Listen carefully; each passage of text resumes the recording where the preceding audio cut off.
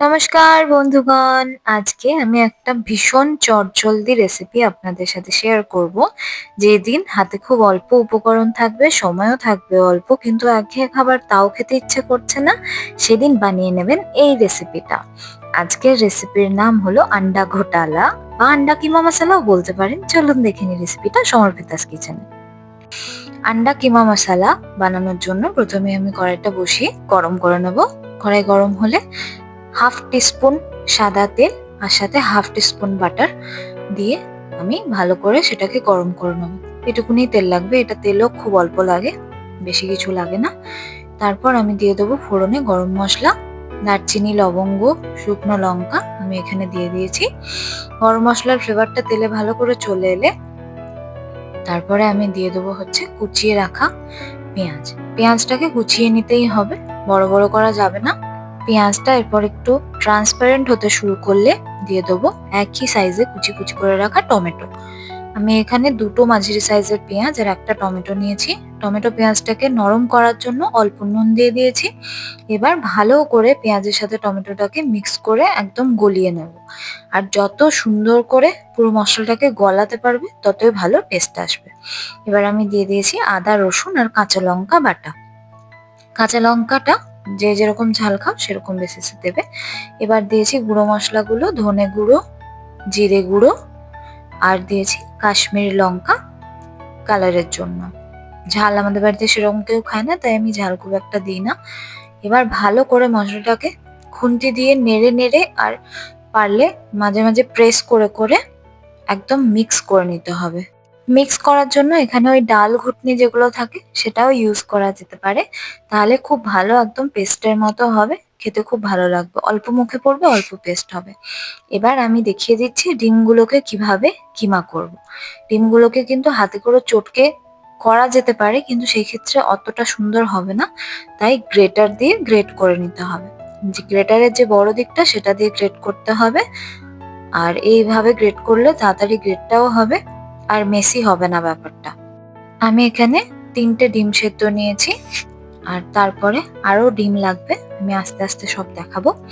এবার আমি ডিমগুলোকে ভালো করে গ্রেট করে নিয়েছি, এইরকম হবে সাইজটা, মিহি মতন। এই আন্ডা ঘোটালা হলো সুরাটের একটা ভীষণ ফেমাস ডিশ।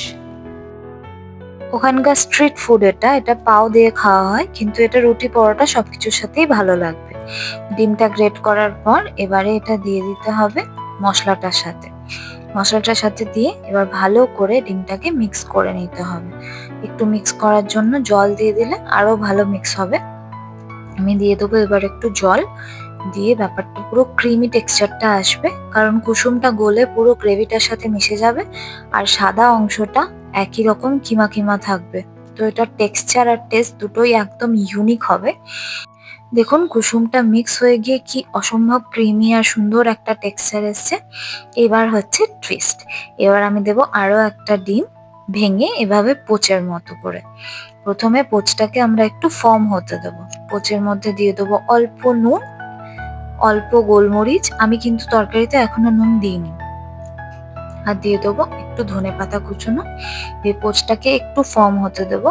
পোচটা একটু ফর্ম হয়ে গেলে জাস্ট সাদা অংশটা একটু শক্ত আর কুসুমের তলার দিকটা একটু শক্ত হয়ে যাওয়ার পর তখন কি করব, পোচটাকে আমরা পুরো ঘেঁটে দেবো এই বাকি মিক্সচারটার সাথে।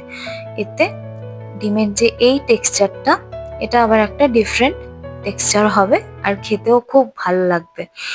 এই যে ডিফারেন্ট টেক্সচারের ডিম থাকে বলেই এটাকে ঘোটালা বলা হয়। মানে ডিম বিভিন্ন ভাবে ডিম একদম এটার মধ্যে ঘোটালা করে বসে থাকে, তাই এই রেসিপিটার নাম আন্ডা ঘোটালা। দেখুন পুরো ব্যাপারটা কত সুন্দর থিক আর ক্রিমি হয়েছে। আর এই পোচের যে ডিমের টেস্টটা, এটা কিন্তু পাবেন আলাদাভাবে। ব্যাস রান্না রেডি হয়ে গেছে। এবার আমি ধনেপাতা দেব, আর এরপরে আমি একটু দিয়ে দেবো ফ্রেশ ক্রিম। ফ্রেশ ক্রিমটা কিন্তু ভীষণ অপশনাল, আমার কাছে ছিল, আমার মনে হলো একটু দিলে ভালো লাগবে তাই দিয়েছি, কিন্তু ফ্রেশ ক্রিম এটা দেওয়ার কোনো প্রয়োজন পড়ে না, আমি এটা জাস্ট এমনি দিয়েছি খেতে আর একটু ভালো করার জন্য। আপনারা এটা আরামসে বাদ দিয়ে দিতে পারেন। এবার আমি এটাকে সার্ভ করব। আজকে আমার বরকে বলিনি যে আমি কি রান্না করছি, চলুন সার্ভ করে দেখি ও কি ভাবে আর খেয়ে কি বলে। রেডি হয়ে গেছে আমাদের আন্ডা ঘোটালা বা আন্ডা কিমা মশালা, যা বল। এই তো চিকেন ভর্তার থেকেও ভালো খেতে। চিকেন ভর্তাকে পিছিয়ে রেখে অনেক বহু মার্কস নিয়ে পাস করে গেছে। ভিডিওটি দেখার জন্য ধন্যবাদ। আরো ভালো ভালো রেসিপি পেতে আমার চ্যানেলটি ফলো করে রাখবেন, লাইক কমেন্ট শেয়ার করে ভালোবাসা জানাবেন।